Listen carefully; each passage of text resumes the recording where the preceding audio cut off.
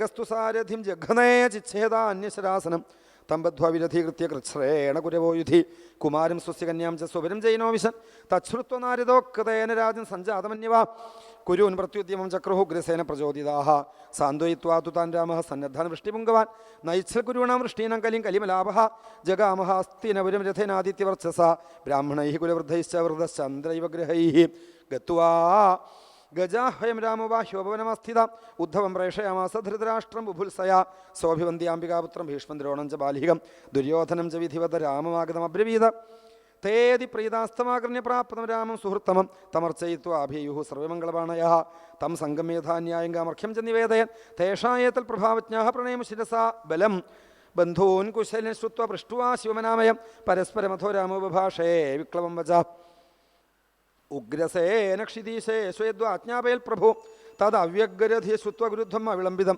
യത് യൂയം ബഹവസ്ത്വേകം ചിത്വാ ധർമ്മേണ ധാർമ്മികം അബദ്ധനീതാഥ തന്മൃഷി ബന്ധൂനാം ഐക്യകാമ്യയ വീര്യശൗര്യബലോന്നതമാത്മശക്തി സമം വചഃ കുരവോ ബലദേവസ്യ നിശമ്യോജു പ്രകോപിതാഃ അഹോ മഹചിത്രമിതം കാലഗത്യാ ദുരത്യാ ആരുക്ഷത്യുപാനദ്ശിരോമുകുടസേവിതം ഏതയൗനേന സംബദ്ധാഃ സഹ ശയാസനാശനാഃ വൃഷ്ണയസ്തുല്യതാം നീത അസ്മദ്ദത്ത നൃപാസനാഃ ചാമരവിജനെ ശംഖമാദപത്രം ച പാണ്ഡുരം കിരീടമാസനം ശയ്യാം ഭുഞ്ചന്തി അസ്മദുപേക്ഷയാ അലയദൂനാം നരദേവലാഞ്ജനൈഃ ധാതു പ്രദീപൈഃ ഫണിനാമിവാമൃതം യേസ്മൽ പ്രസാദോപചിതാ ഹി യാദവ ആജ്ഞാപയന്തി അദ്യഗതത്ര പാപത കഥമിന്ദ്രോപി കുരുഭിർഭീഷ്മദ്രോണാർജുനാദിഭിः അദത്തമവരുന്ധീത സിംഹഗ്രസ്തമിവോരണഃ ശ്രീശുക ഉവാച ജന്മബന്ധുശ്രയോന്നതമദാസ്തേ ഭരതഋഷഭ ആശ്രാവിരാമം ദുർവാച്യമസഭ്യാഃ പുരമാവിശൻ ദൃഷ്ട്വാ ഗുരുവണം ദൗ ശീലം ശ്രുത്വാ വാച്യാനി ചാച്യുതഃ അവോചൽ കോപസംരബ്ധോ ദുഷ്പ്രേക്ഷ്യ പ്രഹസന്മുഹു നൂനം നാനാമതോന്നതാ ശാന്തി നേച്ഛന്തി അസാധവഃ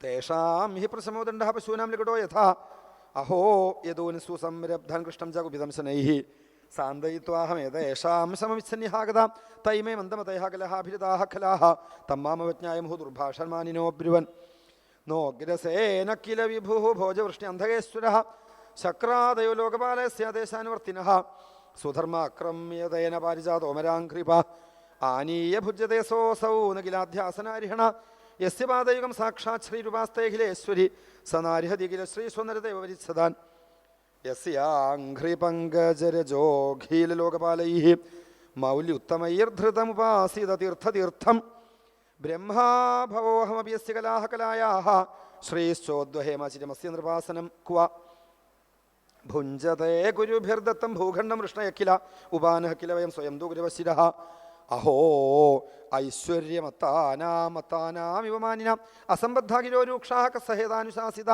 അദ്യ നിഷ്കൗരവീം പൃഥ്വിം കരിഷ്യാമീത്യമരുഷിത ഗൃഹീത്വ ഹലമുത്തസ്ഥൗ ദഹന്നിവ ജഗൽത്രയം ലാംഗലാഗ്രേണ നഗരമുദ്യുതാരികജാഹ്വയം വിജഗരിഷസ ഗംഗായം പ്രഹരിഷ്യന്നമരുഷിത ജലയാനമിവാഘൂർണം ഗംഗായാം നഗരം ബദൽ ആകൃഷ്യമാണമാലോക്യ ഗൗരവാജാത സംഭ്രമാഃ തമേവ ശരണം ജഗ്മുഹു സകുടുംബാ ജിജീവിഷവ സലക്ഷ്മണം പുരസ്കൃത്യ സാമ്പം പ്രാഞ്ജലയ പ്രഭും രാമ രാമ അഖിലാധാരപ്രഭാവന്ന വിധാമതേ മൂഢാനാം ന കുബുദ്ധിനം ക്ഷന്തുപരിഹസ്യ അതിക്രമം സ്ഥിത്യുൽപത്തിപ്രിയാനാം ത്വമേകോ ഹേതുർനിരാശ്രയഃ ലോകാൻ ക്രീഡനകാനീശ ക്രീഡതസ്തേ വദന്തിഃ ത്വമേവ മൂർധനീതമനന്തലീലയാ ഭൂമണ്ഡലം ബിഭരിഷി സഹസ്രമൂർധൻ അന്തേ ജയസ്വാൽപനിരുദ്ധവിശ്വഃ ശേഷയദ്വിതീയ പരിശിഷ്യമാണഃ.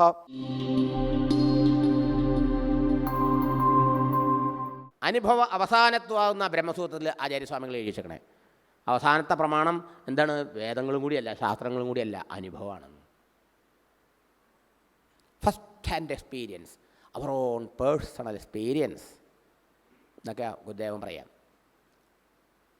ഈ വാക്കുകളൊക്കെ, ഈ ശാസ്ത്രത്തിൻ്റെ വാക്കുകൾ, ഗുരുവിൻ്റെ വചസ്സുകളൊക്കെ അതിനേക്കുള്ള ചൂണ്ടുപലകയാണ്, ഇൻഡിക്കേഷൻ മാത്രം. അത്രയും സൂചനകൾ മാത്രം. ഒരാരോ മാർക്ക് വെച്ചിട്ട് ദാ അമൃതപുരി 1 കിലോമീറ്റർ എന്ന് പറഞ്ഞ് ആ ആരോമിൽ അവിടെ നിന്ന് അവിടെ എത്തുമോ? ചൂണ്ടുപല കാണിച്ച സ്ഥലത്തേക്ക് നടന്നു പോകണമല്ലേ. ഇതുമാതിരി ഇതൊക്കെ ചൂണ്ടുപലകൾ. എന്ത്? കണ്ണിന് കണ്ണ്, മനമാകുന്ന കണ്ണ്, അതിന് കണ്ണായ പോലുള്ളൂ.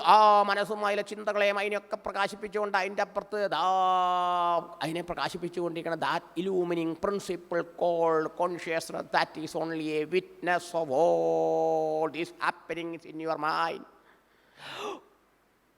That is only indication. Don't stay there. Go there. Mental gaze, mental attention ഈ ചിന്തകളിൽ നിന്ന് ചിന്തയെ കാണുന്ന അറിയുന്ന പൊരുളായ സാക്ഷിയിലേക്ക് ഡൈവേർട്ട് ചെയ്യണം. അതിന് ഈ വാക്കുകൾ സഹായം. ഇതാണ് മെഡിറ്റേഷൻ്റെ രഹസ്യം. ഈ ശ്ലോകത്തിനെ വിചാരം ചെയ്യുമ്പോൾ തന്നെ നമ്മൾ ധ്യാനത്തിലെത്തി കഴിഞ്ഞു. മനസ്സിലായോ? അർക്കാനലാതി വെളിവഗ്രഹിക്കും ഒരു കണ്ണെന്ന് പറയുമ്പോഴോ ബാഹ്യപ്രപഞ്ചത്തിൽ നിന്ന് ശ്രദ്ധ ഇന്ദ്രിയങ്ങളിലേക്ക് വന്നു. കണ്ണിനു കണ്ണ് മനമാകുന്ന കണ്ണ് പറയുമ്പോഴോ മനസ്സിലേക്ക് വന്നു. മനമാകുന്ന കണ്ണ് അതിനും കണ്ണായ പൊരുൾ എന്ന് പറയുമ്പോഴോ ആ മനസ്സിനെയും ആ ചിന്തകളെയും വിട്ട് അതിൻ്റെ അപ്പുറത്തേക്ക് പോകണം ശ്രദ്ധ. ഉള്ളതൊന്നുണ്ട്, ഉള്ളതല്ലാതില്ല മറ്റൊന്നും, അതു കണ്ടിടാനായി ഉള്ളിനുള്ളിൽ ചെല്ലണം നമ്മൾ എന്നല്ലേ അമ്മ പറഞ്ഞേക്കണേ? അല്ലേ? ആ ഉള്ളത് അതല്ലാതെ ഇല്ല, വേറെ ഒന്നുമില്ല. ഉള്ളത് ഒന്നേ ഉള്ളൂ, സത്യം ഒന്നേ ഉള്ളൂ. അതറിയാൻ നമ്മൾ പുറത്ത് തിരഞ്ഞാൽ പോരാ, ഇന്ദ്രിയ വിഷയങ്ങളിലോ നമ്മുടെ ചിന്തകളിലോ കുറുങ്ങി നിന്നാൽ പോരാ, ഉള്ളിനുള്ളിൽ ചെല്ലണം. രണ്ടുള്ളിനുള്ളിലാണ് പറഞ്ഞത്. നോക്കണം, വളരെ വളരെ അർത്ഥവത്തത്. രണ്ട് നേതിയുള്ളൂ.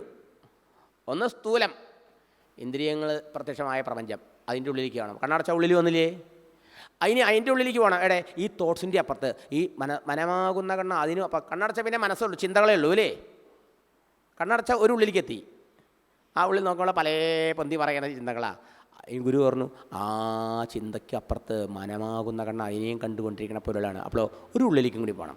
ഉള്ളിനുള്ളിൽ ചെല്ലണം എന്നാണ് പറഞ്ഞത്. നമുക്ക് ഈ വാക്കെടുത്ത് ചിന്തിച്ചാൽ ധ്യാനത്തിൽ പോവും. ആ ചിന്തയുടെയും ഉള്ളിലേക്ക് അപ്പുറത്തേക്ക് പോയാലോ അല്ലലിൻ കല്ലോലമൊന്നും തെല്ലുമില്ലങ്ങ്.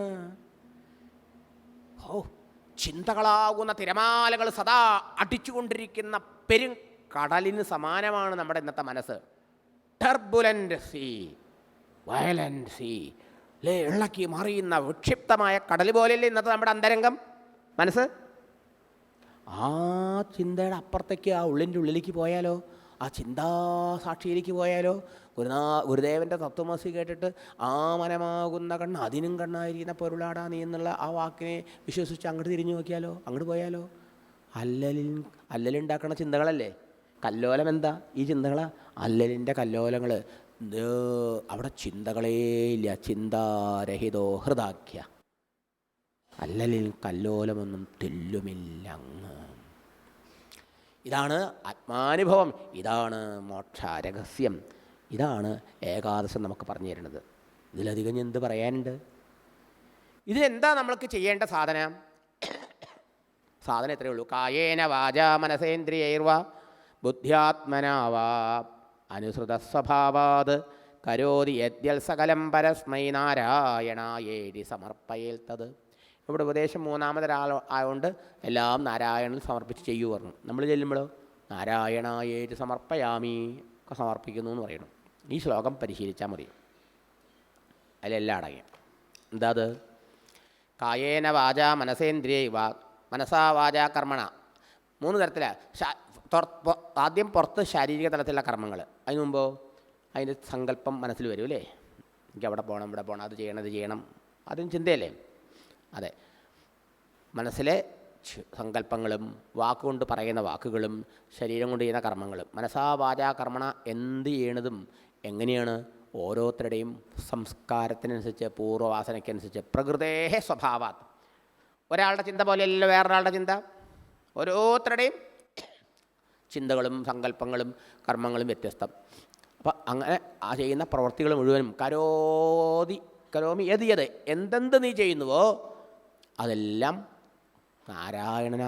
നാരായണനിൽ അർപ്പിക്കൂ, ഈശ്വരനിൽ അർപ്പിച്ച് ചെയ്യൂന്ന്. ഭഗവത് അർപ്പണമാക്കൂ. ഭഗവാൻ ഗീതയിലിത് വളരെ രസകരമായിട്ട് പറയും.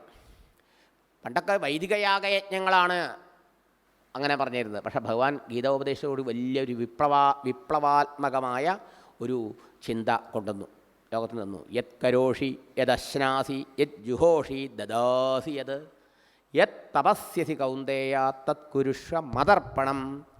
ഇപ്പൊക്കെ നിൻക്കർപ്പണമായിട്ടാണ് നീ ചെയ്യണേ അല്ലേ? അവർക്കർപ്പണം ഇവർക്കർപ്പണമായിട്ടാണ് ചെയ്യണേ. അതല്ല, യത്കരോഷി, എന്തെന്ത് നീ ചെയ്യുന്നുവോ, രാവിലെ ഉണർന്ന ഉറങ്ങണവരെ പലതും ചെയ്യുന്നില്ലേ, അതൊക്കെ എനിക്കർപ്പിച്ച് എനിക്ക് വേണ്ടി ചെയ്യുക. ഏത് അശ്വനാസി, നീ കാപ്പൊടിക്കണു, ബ്രേക്ക്ഫാസ്റ്റ് കഴിക്കണു, ഇഡ്ഡലി കഴിക്കണു, ദോശ കഴിക്കണു, എന്തൊക്കെ കഴിക്കണൂലേ, അതൊക്കെ കഴിക്കുമ്പോൾ ഓ ബ്രഹ്മാർപ്പണം ബ്രഹ്മഹവിഹി ബ്രഹ്മാഗ്നൗ ബ്രഹ്മണാഹുതം ബ്രഹ്മൈവ തേന ഗന്ധവ്യം ബ്രഹ്മകർമ്മ സമാധിന ആണ്. എന്ത് കഴിക്കുമ്പോഴും ബ്രഹ്മാർപ്പണം ചെയ്ത് കഴിക്കണേ. ഇതെല്ലാം ആ ബ്രഹ്മം തന്നെ, ആ ഭഗവാൻ തന്നെ, പരമാത്മ തന്നെ. അതുള്ളതുകൊണ്ടാണ് ഈ ചോറന്നായിട്ട് ഭഗവാൻ അന്നം ബ്രഹ്മേതി വ്യജാനാത്, ആ കഴിക്കാനുള്ള ആഹാരമായി ഭഗവാൻ തന്നെ മുമ്പിൽ വന്നിരിക്കണു. അത് കുഴയ്ക്കാൻ ശരീരത്തിന് ശക്തി തരുന്നത് ഭഗവാൻ. നീ കുഴയ്ക്കാൻ പറ്റുമോ? ഇത് കുഴച്ച് ഇവിടെ വരുമ്പോഴേക്കും വായ പൊളിക്കണു ഭഗവാൻ. അത് കഴിയുമ്പോഴേക്കും ആ നാവ് ഇട്ടിട്ട് ഇങ്ങനെ എന്താ അരവ് മെഷീനിൽ അതിട്ട് ഇളകണ മാതിരി നാവ് ഇളക്കിക്കൊണ്ടിരിക്കണു, പല്ല് സഹകരിക്കണു, അപ്പോഴേക്കും നീരുണ്ടാവണു, പകുതി പാചകം ഇവിടെ കഴിയണു. അത് കഴിയുമ്പോഴേക്കും ശ്വാസനോളം അടയണു, അന്നനാളം തുറക്കണു. ഇതൊക്കെ ഓട്ടോമാറ്റിക്കല്ലേ. അതിറങ്ങിയാൽ പിന്നെ കുടൽ അവിടെ പാചകം ചെയ്യണു, ദഹന പ്രക്രിയ ചെയ്യണു. ഇതൊക്കെ ഞാൻ നിൻ്റെ ഉള്ളിലുള്ളപ്പോഴാണ് ഞാനാ ചെയ്യണേ. ഇതൊക്കെ ഈ ഓരോ പ്രക്രിയയിലും ഭഗവാനെ കണ്ടുകൊണ്ട്, ബ്രഹ്മത്തെ ഈശ്വരനെ കണ്ടുകൊണ്ട് കഴിച്ചാൽ ആ പ്രവൃത്തി തന്നെ നിന്നെ ഈശ്വരാനുഭൂതിയിലെത്തിക്കുന്നു. അതുകൊണ്ട് യദശ്നാസി, എന്ത് കഴിക്കണതും എനിക്കർപ്പിച്ച് ചെയ്യൂ. യത്കരോഷി യദശ്നാസി യജ്ജുഹോഷി, നിങ്ങൾ ഹോമം ചെയ്യണമെങ്കിൽ അത്, പൂജ ചെയ്യണമെങ്കിൽ അത്, ആർക്കെങ്കിലും എന്തെങ്കിലും സേവനം ചെയ്യണമെങ്കിൽ അത്, ദദാസിയത് ആർക്കെന്തെങ്കിലും ചെയ്യണമെങ്കിൽ അതും ഒക്കെ ഭഗവാന് കൊടുക്കണു, ഭഗവാന് ചെയ്യുന്നു എന്ന് വിചാരിച്ച് ചെയ്യൂ. യത് തപസ്യസി, എന്ത് ജപമോ പൂജയോ ധ്യാനമോ സാധനാനുഷ്ഠാനം നമ്മൾ ചെയ്യണ്ടെങ്കിൽ സാധകന്മാർ, അതും ഭഗവതർപ്പണം. തപസ്യസി കൗന്ദേയ തത്കുരുഷു, അതൊക്കെ മതർപ്പണം, എനിക്കർപ്പിക്കൂ. കൃഷ്ണാർപ്പണം, ഭഗവതർപ്പണം, ഭഗവതി അർപ്പണം. ഇതാണ് എല്ലാ മാർഗം. അങ്ങനെ ചെയ്താൽ എന്താ, നമ്മുടെ ഉള്ളിലെ ഈ പ്രതിബന്ധമായി നിൽക്കുന്ന ഈ മനസ്സ്, എന്തുകൊണ്ടാണ് നമുക്ക് ഈ ബുദ്ധിപരമായി നമുക്ക് ഇതൊക്കെ മനസ്സിലാക്കാം ഈ ശാസ്ത്രം പഠിക്കുമ്പോൾ അല്ലേ. ശാസ്ത്രം പഠിക്കുമ്പോൾ ബുദ്ധിക്ക് നല്ല ക്ലാരിറ്റി ഉണ്ടാവും. എന്താ, വളരെ ലോജിക്കലി നമുക്ക് വളരെ കൺവിൻസിങ് ആണത്. അതൊരു വിശ്വാസമല്ല, വളരെ കൺവിൻസിങ് ആണ്, വളരെ ബോധ്യപ്പെടാൻ എളുപ്പമാണ്. പക്ഷേ അതിൽ ഉറക്കണില്ല. ആ പൊരുൾ താണെന്ന് കേൾക്കാനല്ല പറഞ്ഞത്, ആ പൊരുൾ താണെന്ന് ഉറക്കണം. ആ ഉറക്കണില്ല. ഇപ്പം എന്ത് സംഭവിക്കുക, ഈ എപ്പോൾ നമ്മുടെ വീട്ടിൽ ബാത്റൂം ഉണ്ടാക്കിയോ അന്ന് മുതൽ ഈ അമ്പലക്കുളങ്ങളൊക്കെ ഉപയോഗശൂന്യമായി. അല്ലെങ്കിൽ എല്ലാവരും കുളത്തിൽ പോയിട്ടാണ് കുളിക്കുക. അതുകൊണ്ട് അമ്പലത്തിൽ തൊഴിലുണ്ട്. ബാത്റൂം വന്നതോടുകൂടി അമ്പലത്തിൽ തൊഴിലും ഇല്ലാണ്ടായി അല്ലേ. നമ്മൾ കുട്ടിക്കാലത്തൊക്കെ കുളത്തിൽ പോയി കുളിച്ച് തൊഴുത് തീർത്ഥം അതൊക്കെ വാങ്ങി വന്നാലേ കാപ്പി കിട്ടുള്ളൂ. ഇന്നിപ്പോൾ കുട്ടികളോട് അങ്ങനെ പറഞ്ഞാൽ ആരെങ്കിലും ചെയ്യണ്ടോ? അടുത്ത് കുളവുമില്ല, അമ്പലത്തിൽ പോയി തൊഴിലുമില്ല അല്ലേ, ഒക്കെ ബാത്റൂമിലായി. ഭയങ്കര അപകടമായി അതിപ്പോൾ. പലതും നമ്മൾ പരിഷ്കാരം വന്ന് നമ്മൾ പുറകോട്ട് പോയി. ആട്ടെ, ഇപ്പം എന്തായി, ഇന്ന് ആ അമ്പലക്കുളത്തിൽ എവിടെയെങ്കിലും നമ്മൾ പോയി ക്ഷേത്രങ്ങളിൽ ദർശനത്തിന് പോകുമ്പോൾ ആ വെള്ളമൊക്കെ പച്ച പിടിച്ച് പാഷാറ് പിടിച്ച് സ്റ്റെപ്പൊക്കെ ഉണ്ടാവില്ലേ. നമ്മളെങ്ങാനും അറിയാണ്ടെന്ന് കൈ കഴുകാൻ ഇറങ്ങിയാലോ കാലടിച്ച് വീഴും, തലതല്ലി വീഴൂല്ലേ, വഴുക്കല. എത്രയോ കാലമായിട്ട് ഉപയോഗിക്കാണ്ടിരുന്നിട്ട് ആ പാഷാറൊക്കെ പിടിച്ച് ആ സ്റ്റെപ്പ് ഇങ്ങനെ വഴുവഴുന്നിരിക്കുക അല്ലേ, സ്റ്റെപ്പ് ഉറക്കില്ല. എന്നാൽ അത് നല്ലോണം തേച്ചൊരച്ചാലോ പിന്നെ വഴുക്ക് വീഴോ, ഉറക്കില്ലേ, പിടി ഉറക്കില്ലേ. ഇതുമാതിരി നമ്മുടെ മനസ്സ് ഇത്രയും കാലം നമ്മൾ ഈ പൊരുളാണെന്ന് കേട്ടിട്ട് പോലില്ല. ദിവസവും കുറച്ച് കേട്ട് രാവിലെ കൃഷ്ണൻ ധ്യാനിക്കണ മാതിരി ആ പൊരുളിനെ ധ്യാനിച്ചിട്ടൊക്കെയാണ് വ്യവഹാരത്തിൽ ഇറങ്ങുന്നതെന്ന് എത്ര കുഴപ്പമില്ല. ഇതൊന്നും ചെയ്യാതെ ശരീരം ഞാൻ, ദേഹം ഞാൻ, ദേഹം ഞാൻ, ദേഹത്തിന് വേണ്ടിയിട്ട് ജീവിക്കുക, ദേഹത്തിൻ്റെ ഡിമാൻഡിനെ എൻഡ്ലെസ് ഡിമാൻഡ് ശരീരം കൊണ്ടുവരും. അവസാനിക്കാത്ത ദേഹത്തിൻ്റെ ആവശ്യങ്ങളെ പൂർത്തീകരിച്ചുകൊണ്ടാണ് നമ്മുടെ ജീവിതമെങ്കിലോ. ഈ വാസനകൾ ഇങ്ങനെ കട്ടിപ്പിടിച്ച് ഈ പാഷാറിങ്ങനെ അഴുങ്ങി കൂടിയിരിക്കല്ലേ ഉള്ളൂ ആ മനസ്സിൽ. ആ മനസ്സുകൊണ്ട് നമ്മൾ ഗുരുനാഥനിൽ തത്വമസി കേൾക്കുക, ഉപനിഷത്ത് കേൾക്കുക, ബ്രഹ്മസൂത്രമൊക്കെ കേൾക്കും, എന്തുണ്ടാവില്ല, ഉറക്കില്ല. മനസ്സിലായോ? ആ സ്റ്റെപ്പ് ഉറക്കാത്ത മതി. എന്ത് ചെയ്യണം? തേച്ചുറയ്ക്കണം. ആ ഉരയ്ക്കൽ പ്രക്രിയയാണ് ഇവിടെ പറയുന്ന സകല കർമ്മങ്ങളും നാരായണാർപ്പണം ചെയ്യാൻ പറഞ്ഞത്. അപ്പം എന്താവും, ആ വരച്ചൊരച്ച് വൃത്തിയാക്കി കഴിഞ്ഞാൽ പിന്നെ കാലുറക്കും, വഴിക്കൊന്നും വീഴില്ല. ഇതുമാതിരി ഇന്ന് നമ്മുടെ മനസ്സിൽ ഇത് ഉറക്കണില്ല, ആ പൊരുളിൽ ഉറക്കണില്ല, ആ സാക്ഷിയിൽ ഉറക്കണില്ല. ഞാൻ ആത്മാവാണെന്ന തത്വം ബുദ്ധി കൊണ്ടറിഞ്ഞിട്ടും മനസ്സ് അതിലുറക്കണില്ല. ശരിയോ? ആ വാസനയാണ് അങ്ങനെ അഴുക്കായിട്ട് അങ്ങനെ കിടക്കണേ, അഴുക്കലായി കിടക്കുക. അത് ഉരച്ച് കളയണം.